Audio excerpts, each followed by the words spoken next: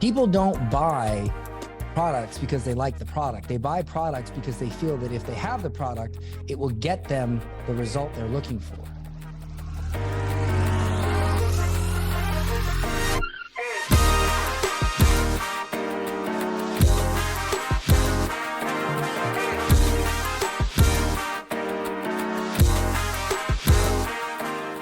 Dan Henry, welcome to the show. Hey, how you doing, man? I'm glad to be here. Mate, thank you so much. It's seems like a long time coming, but I've really only been binging your stuff for the last 3 months. And through this amazing community of people that are interlinked with people like Myron Golden and Russell Brunson that have had a profound impact on me. And since I've been paying attention to your stuff, Dan, I've lost the fear of never making money again. And I'm 42, be 43 this year. And I've got to say, that's a first for me. So I just wanted to say thank you for that. Oh, very kind words. Very kind words. What makes you say that? So I read a book called Messages from the Masters about a year and a half ago. And that book, when I finished reading it, I lost any fear of death. And I realized that we are, what I believe, we are infinite beings that inhabit the human form multiple times, right? Mm-hmm. And that every time we're here to ascend and improve and head towards enlightenment. And financially growing up in poverty, which was character building and fine, but it was the poverty mindset that did all the damage. So I had to go through getting rid of all the drink and the drugs and the gambling and the full health transformation. And the financial component was always the last part. And what I found so challenging was that I'd done all this other stuff, but I really felt like the missing link was being able to prove that I could monetize what I'd overcome. And so I had my first year of entrepreneurial income last year, and it was up and down, up and down. But what I've been learning from you and people that have learned from you, I know that it's becoming consistent. Does that make sense? Yeah. Well, it's currently there's no greater way to create wealth than some sort of digital asset or digital product. I mean, everything in the world today is going digital. Even currency. And, in our grandfather's time, various grandfathers, you had to strike oil or find gold, or there was even a period of time where the easiest way to become a millionaire was to make wigs, because that was what was popular. But in today's society, the fastest way and the easiest way to create wealth and create a legacy that takes care of your family and your children is through the sale of some sort of digital product. It's a $350 billion industry that is growing. And, to me, and I'll just say it frankly, there's never been an easier time to create wealth. And if you're not doing it, it's totally your fault. Like if you're like my father always said, strike when the iron is hot. Well, the iron is hot right now. And if you're not striking, to me, you're intentionally being poor. I believe in today's day and age, with how easy it is to make money, poverty is no longer a bad circumstance. It is a choice. And so that's what I believe. I presume you've shared that publicly on your social media. Do you get much blowback from people when you say things like that? For sure. I get blowback from a lot of stuff I say, but anybody who has ever said anything worth anything has gotten blowback. Everybody, people always hate the great. I'm not saying I'm a great mind or anything, but people always hate the greatest minds. I mean, look at Elon Musk. The man has literally gone into every single company he has ever bought, and he has completely transformed it from the ground up and made it super, super profitable. He has also single-handedly done more for climate change than any activist or anybody that shaves their head and holds up a stupid sign on the side of the road in history. Yet he's hated by those people. He hands them an emissions-free way to travel on a silver platter, and he's hated by the very people who say that they're for climate change. He is ridiculed for destroying Twitter when he has done the exact same thing to Twitter that he did to all his other companies. And Twitter's engagement has never been better, on like 1/7 the staff. And he also bought a social media. He was smart enough to buy a social media company, noticed a gap in the market that most social media companies restrict speech. And Americans in particular, we do not like to have our speech restricted, or at least half of us. And so he opened that up. I personally use Twitter a lot more now because I like the fact that I can go there and I can speak my mind and I won't get banned. And so, you know, that man who has a proven track record, who has helped the very causes that his opponents have championed, is still hated. And so to me, when I get hate for what I say, I view that as a sign that I'm doing something right. Amen, brother. And I'll give you the tip. Everyone hates having their speech censored. Oh, God, yeah. It's New Zealand, Australia, mate, anywhere we go. If you had Elon's money, what would you do right now? If I had Elon's money, what would I do right now? Well, considering the man is rich beyond his wildest dreams, I don't think I would do anything that is self-serving, because at a certain point, you can only spend so much money for self-interest. I would do things for legacy, and I would do things to solve major problems in the world. Because what else is left after you've completely and utterly 1000x what you could ever dream of spending yourself, or for your family, or for your family's family, or their family's family? You try to solve major problems in the world. And I believe that is what he is solving. He is equaling the balance of free speech. He's solving, making a major dent, huge dent in climate change. And he's putting human beings on Mars, which could be the seed that one day saves our entire human race. If anything, we should all be on our hands and knees sucking his dick, not criticizing him. Okay. Yet, the people who literally are for everything that he's solving are, just because they don't like his rhetoric, just because they don't like what he has to say or his tone, they get butthurt and they speak out against him. And the thing is what most people don't understand, people who have never accomplished anything in life of value, people who have never built wealth, people who have never solved major problems or made a major impact, what they fail to realize is you cannot do those things without having some battle scars, without being a little rough around the edges. You can't get that much done being a nicey nice guy. It's just not possible. And so instead of looking at what has happened and the output, we simply look at the skin and go, oh, I don't like that because it makes me feel not warm and fuzzy. And, you know, to those people, well, I don't know. They're not doing anything anyway, so I'm not concerned with it. Yeah, I remember seeing you talk about what people think of us as none of our business a few times. It's something that I've abided by and had to because of my decision to speak my truth. And if you would ask me what I would do with all that money, here I can tell you. So I went through my own health journey, Dan. I had an incurable autoimmune disease for 17 years that I fixed with 3 days of cutting grains and refined carbs out of my diet, right? And I adopted an animal-based diet for 3 years to heal the rest of the stuff. And I would fund research labs that are completely impartial, right?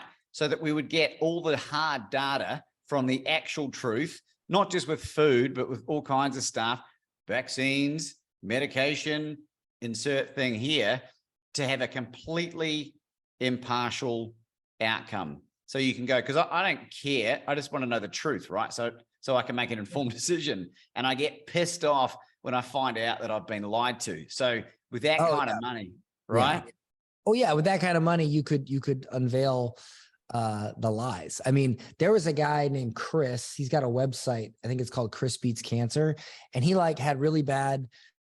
I think it was like stage 4 cancer, and he's basically, from my understanding, a bunch of carrot juice up his ass. So, I mean, if it works for you, but imagine if you could cure cancer by shoving carrot juice up your ass, how much money would that cost the medical industry? How many people in the chemo industry would lose their jobs? How many manufacturers of cancer equipment would lose out? And so, whether that is true or not, we will never explore it, and we will never let it become a thing that we seriously look into, because even if it did work, it would absolutely cost people, the pharmaceutical companies, money, and they're not going to let that happen. And we keep buying their drugs. So, whose fault is it really? Is it their fault, or is it the people? Is it the market's fault who keeps buying their crap? And I mean, look, let's face facts. You're in Australia, right? No, we fled to Mexico. We're in Mexico. Okay. Yeah. So, oh yeah, they got good food there. In America, we have the worst food in the entire world.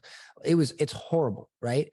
And our people, instead of complaining about it, they glorify it, right? Double cheeseburger. And they talk, like, when I see somebody post like chocolate pizza or and they go, "Ooh, that's so," I respect people that don't respect themselves. And if you eat that kind of thing, I fail to see how you respect yourself.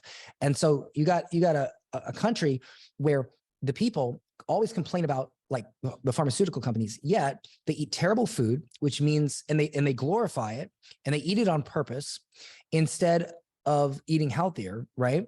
So they encourage and perpetuate that market, and they also become unhealthy so that they can then pay the pharmaceutical companies more money. So the market perpetuates the market, okay?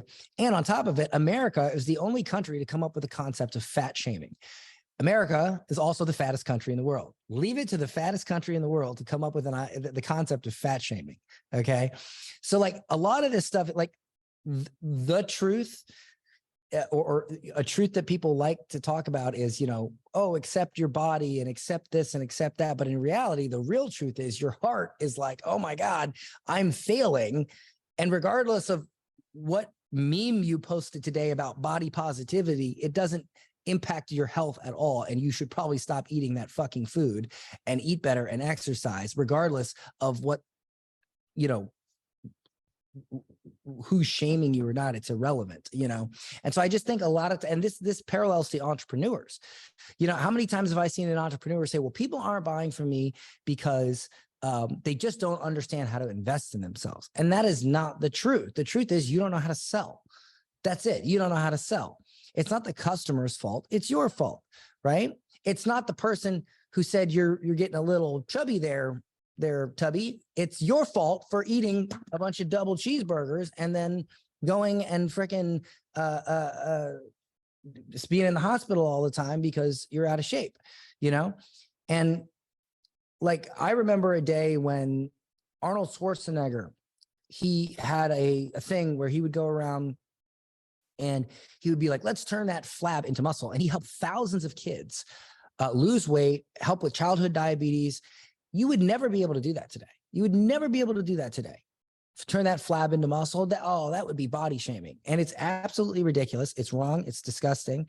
And it's the same thing in entrepreneurship. We perpetuate these ideas that it's not our fault. It's, people just don't know how to invest. Our leads are unqualified. And the reality is that, you just don't know how to sell. You don't know how to talk to customers.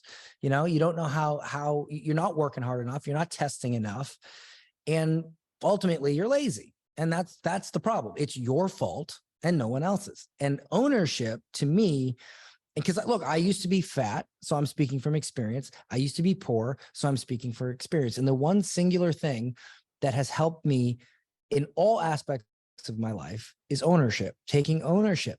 See, today, you'd be encouraged to be the guy on the left, at least in America, right? Same everywhere, dude. Trust me. Yeah, and I just don't agree with that. So one of the guys on YouTube who I have a confession to make. I would quite often watch those food eating challenge videos. I grew up watching Man versus Food. It's disgusting. Right? It's terrible. But there's a guy, Eric the Electric, who I've seen him eat 30 pounds of food in 30 hours, right? And he's in good shape. but I found another channel where he's had a litany of autoimmune diseases. And like, he's like, guys, it's not linked. It's like, oh yeah, no, it's not linked at all. right. You're shoving your face with a bunch of burgers. No, yeah, that's totally not linked. No, you're right. It's not linked. You know why it's not linked? Because the magic body positivity fairy came down and blessed you, and those things aren't linked. Yeah, it's yeah. And look, I want to be clear. If you are thick or overweight, I'm not trying to hate on fat people. I'm just trying to say that if you have bad things happening in your life because you're overweight, you should probably, deal with it and not just accept it, because it's hurting you, and like, but same thing in your business. If you're not creating the wealth you want, if you don't have the relationship with your child you want, like, these are things that you need to accept as, hey, you did something wrong, and you have the power to fix it. And don't worry about what other people are saying about you, positive or negative. Worry about you. Worry about how you can improve your life. We're always so worried about what people say and how people make us feel. And we're not worried about how we make us feel, how we change, how we transform. And, that's my big thing is you're responsible for what you do and your output, and no one else. Yeah, amen, brother. One of the things that I really, really resonate with what you shared in interviews and in your books and everything else is, and I'd love for you to go into more detail about becoming the kind of person that you need to be be the thing, right? Are you able to expand on that for us? Yeah. So this goes back to what I'm saying. People want things, right? They want things. They want to be rich. They want to have a nice car. They want to have a nice house, but they don't want to become the person that deserves those things. And the person, like, I got up at 5 a.m. today. It's 1:30 and I've been working since 5:30 in the morning. I've got a massive amount I've got probably more done today than most people get done in a week, or gosh, for some people, months. and do I like getting up at 5 a.m.? No. Does it suck? Yes. Would I rather be out partying and like I used to in my 20s? Sure. But I mean, not really, but I that's not what's going to get me what I want. That's not going to build a legacy for my family. I mean, the habits that I've developed over the years have allowed me to not just live an awesome life for myself, but I bought my mother a house. I bought my father a house. I pay all their bills. I help with other members of my family. I pay all my ex-wife's bills far and above what I'm required to. I take care of the mother of my child, my son. And I try to take care of my customers. And you don't get that going out and drinking every night. You don't get that waking up at 9 a.m. You don't get that not reading books. You don't get that. And it goes back to the person you want to become. I mean, I got in shape over the past year because I took my health seriously. I got in the gym. I go to the gym every day and I lift. I count my calories. I know exactly what my macros are. And when I want to lean out, I have to go through the eating 140 grams of carbs every day, which sucks, but it works. It works amazingly. I don't look for a fad diet. I don't look for a way to not count calories. I don't look for, well, you don't need to do that. You could just do this. I don't look for any of that. I just do the thing that it will work based on math, And so I think fundamentally, if I were to explain it, many people look for the easy road, and they avoid the hard road.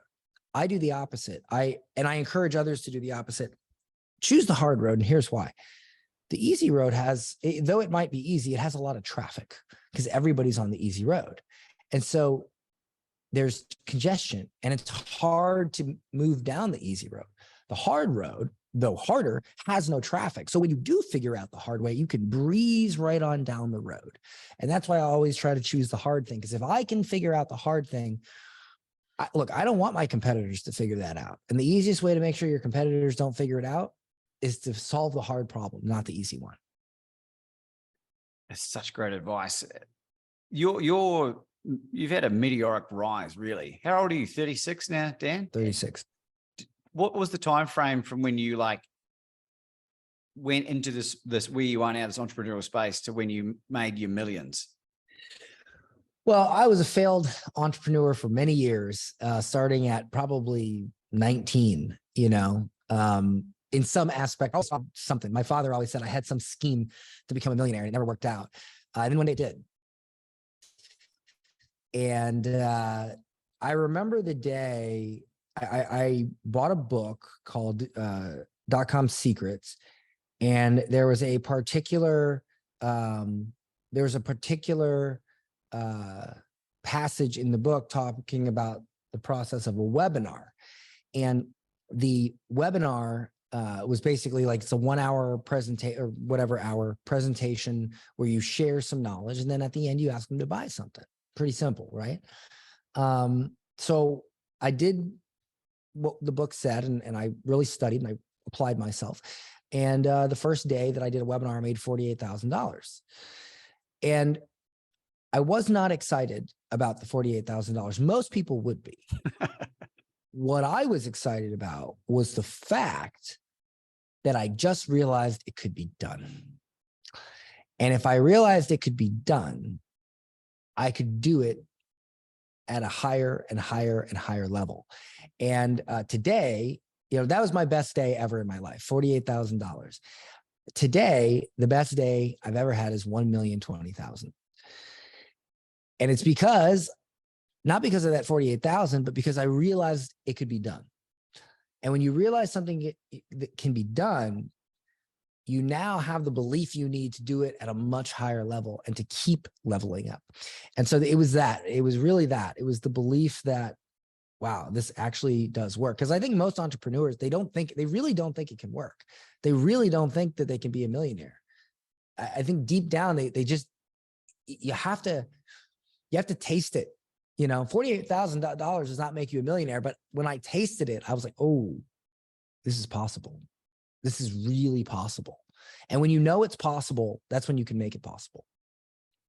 Amen, brother. I had a meteor. That's honestly been my hardest thing with people, is convincing them, like, dude, this is possible. Like, you can do this. That's like I think that is harder to do than to teach them. I can teach anybody how to create an amazing product, sell it, close more deals on the phone, market it properly. I can teach all that. The hardest part is convincing them, like, dude, no, this is real. This can be done.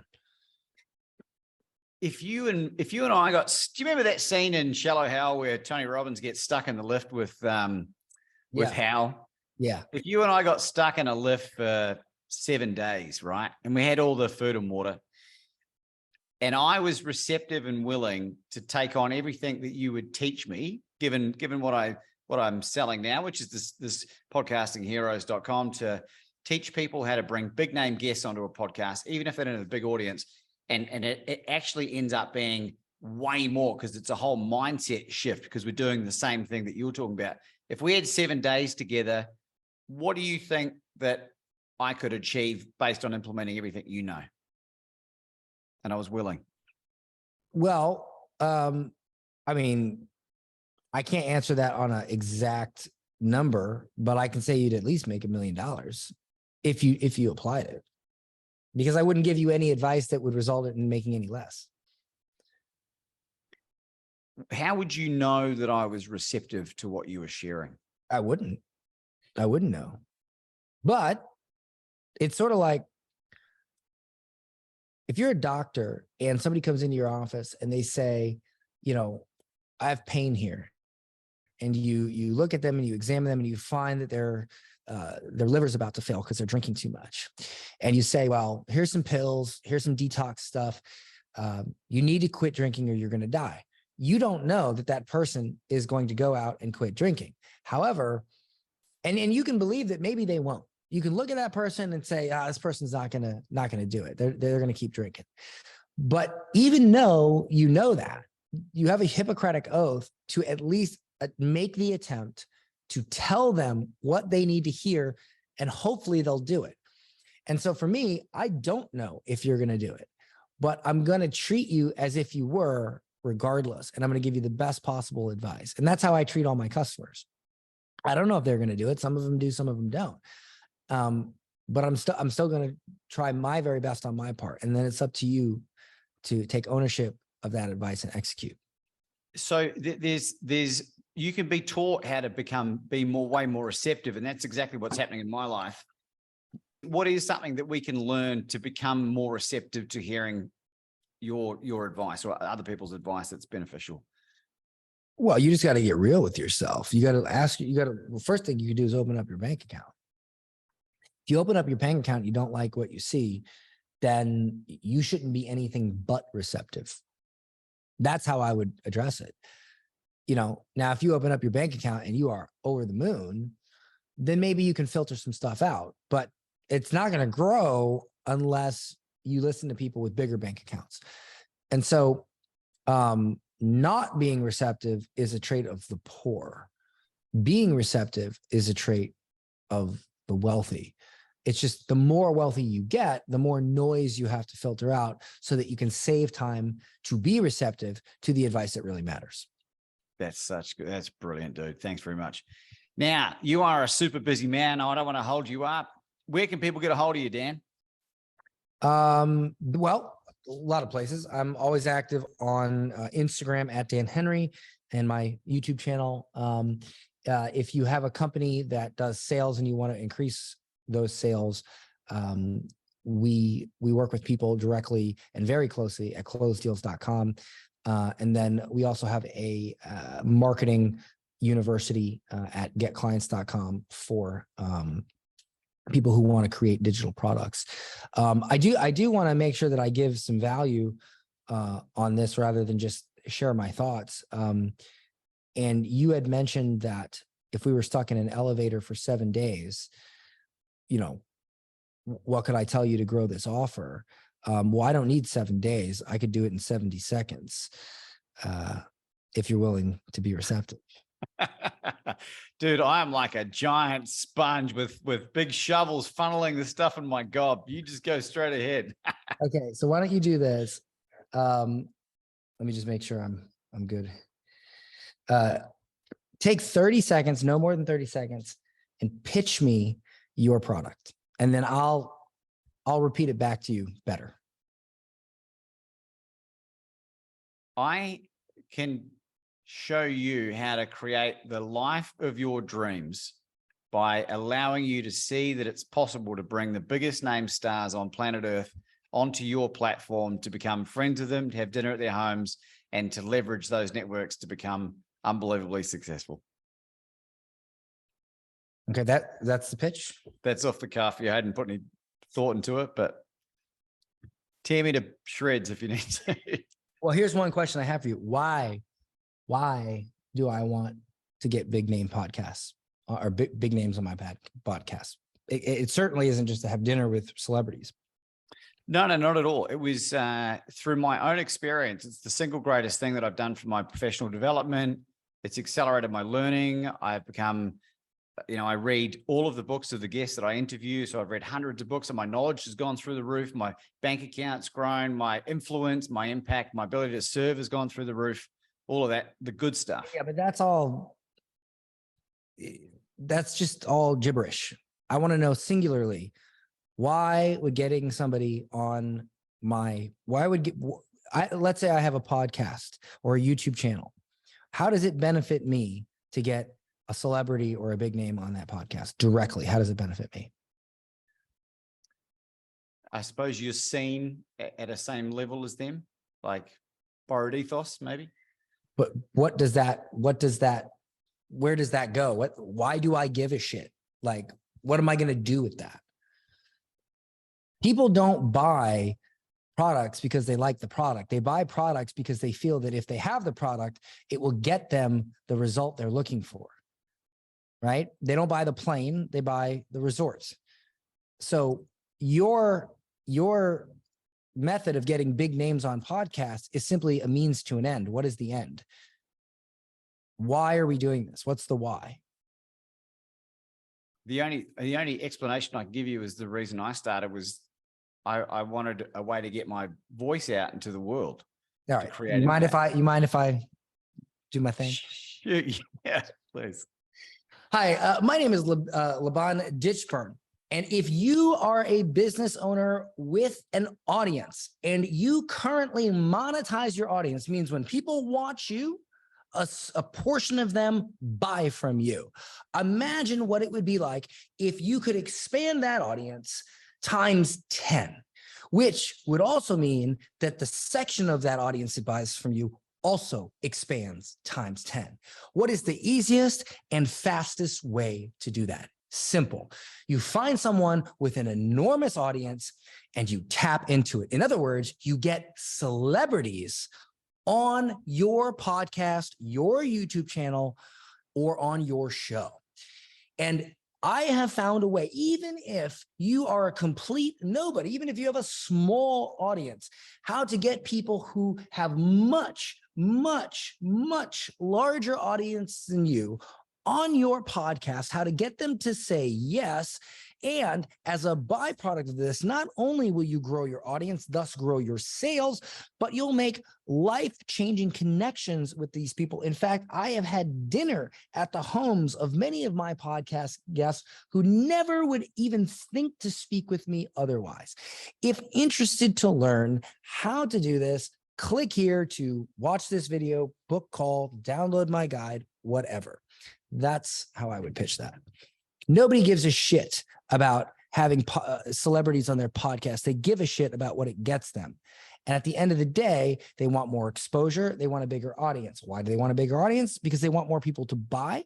Why do they want more people to buy? So that they have more money. Why do they want more money? So they can take care of their family better. People only do things for two reasons, love or status. So they do it because they want to seem like if I give you $1 million, you're going to do one of two things. You're going to go out and you're going to buy a fancy car and some fancy clothes, and you're going to look like a top dog to your peers, or you're going to go take care of your family. You're going to buy your mom a house. You're going to take care, or both.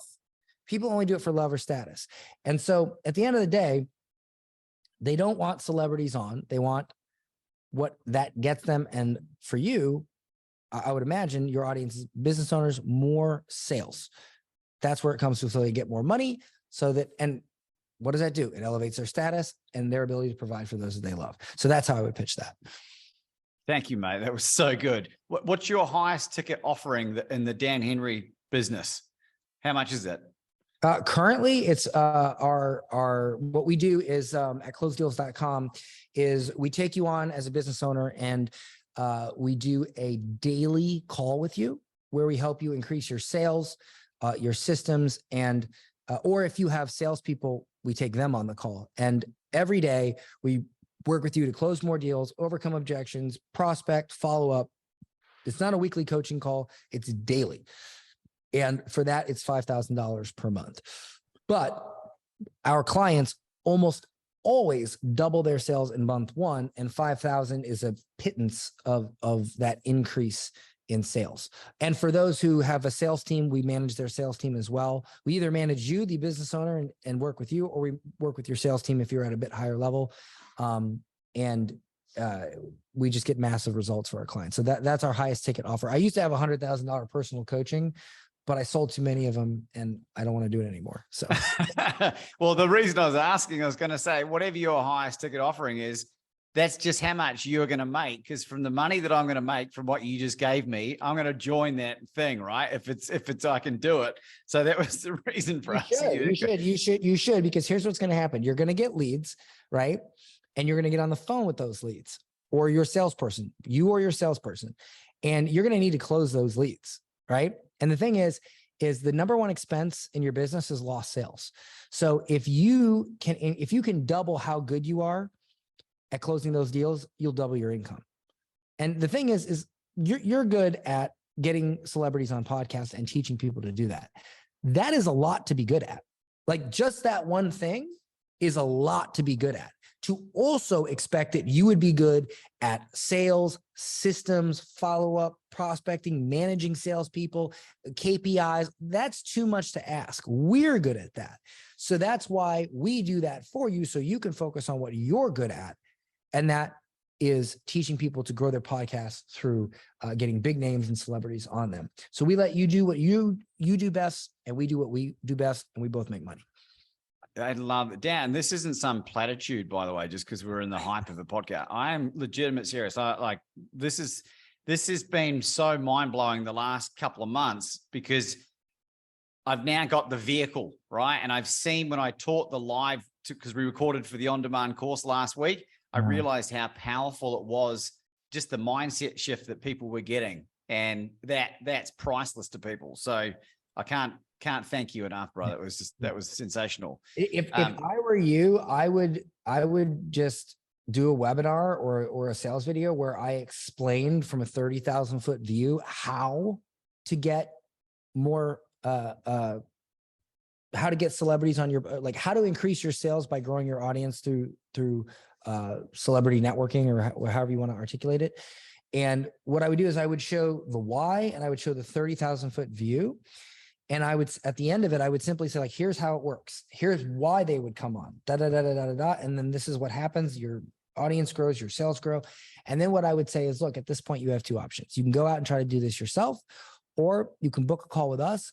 We'll give your podcast or your YouTube channel a review, and we'll see if we can implement this for you, and show you how to do it, and make sure that you have the guidance and the hand holding from somebody who's done it over and over and over again. The two options close works very, very well, because it allows you to give value to your audience by teaching them something. But a percentage of those people, they'll be sold on the concept, but they won't want to do it themselves or without any help. And so they'll book a call to get that help, and then you close them, and then you make an impact by getting them results. So good. Dan, what do you need help with? What do I need help with? If you could wave a wand that would guaranteed answer the number one challenge you've got in your life right now, what would that be? Well, I would say breaking into non-internet marketing industries. Such as any industry, home services, any more traditional industry. The thing that we want to do is we want to scale, and we want to help people with sales past just internet marketers, coaches, things like that. And so one of my plans for next quarter is to really dive into how to help those other more traditional type of businesses. Like maybe you own a solar company, maybe you own a HVAC. Like I can teach anybody how to sell more, but it's a different industry than who we currently work with. And so developing and tweaking our process to work for those companies is something I'm very focused on next quarter. And so I guess if I had to wave a magic wand, it would be that. But I don't think anybody's going to be able to solve that for me. I think I have to, as I've always done, get in the lab and figure that one out myself. So, gee, wonder what kind of TV most of those people's wives and they watch when they're at home after a hard day installing solar panels. Would it be Netflix or Amazon Prime or Apple TV? Yeah, that's probably why they don't have as many sales, because they're busy watching TV. We can have further discussions another time about this, Dan, if you like. I got you. I'm very appreciative of your time. I know you got lots on. Just want to thank you so much for sharing this amazing wisdom. You need to read Dan's books. Honestly, I just left a review on Amazon. I do leave reviews, it's heartfelt. It's awesome. It's DNA alteringly good. I promise you that. You need to get on YouTube and check out Dan's stuff. Dan, do you have any concluding thoughts for our amazing audience today? My only thing is, man, realize that if you don't have things that you want in your life, it's 100% on you. Maybe it wasn't 100 years ago. Maybe it wasn't 200 years ago, but today it is, because it is so easy to produce wealth today. You can start an Instagram account, post some cool stuff, and then ask people to buy something and they'll buy. It's never been easier. And so if you are poor today, it's on you. But that also means it's extremely easy to change. You don't have to be a Rockefeller. You don't have to be a Rothschild. You can be anyone from anywhere at any age. And so strike while the iron is hot, and the iron is hot right now. Ladies and gentlemen, Dan Henry.